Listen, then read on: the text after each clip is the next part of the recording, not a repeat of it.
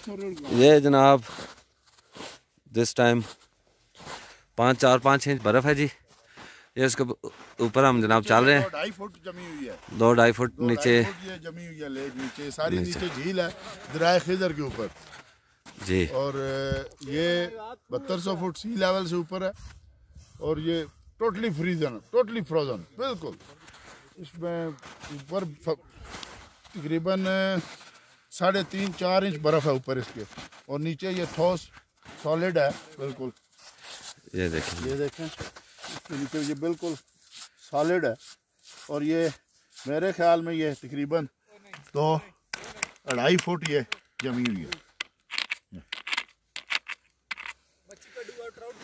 जी। बिल्कुल ट्राउट पकड़ रहे हैं जी चौहान साहब यहाँ से। ये जनाब फरासत साहब, राजा फरासत साहब, आप अपने एक्सपीरियंस बताएं जी, कैसा लगा आपको?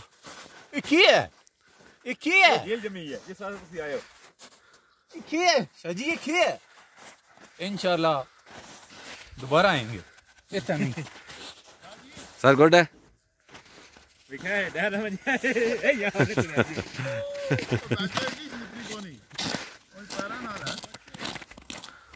शूज़ा समेत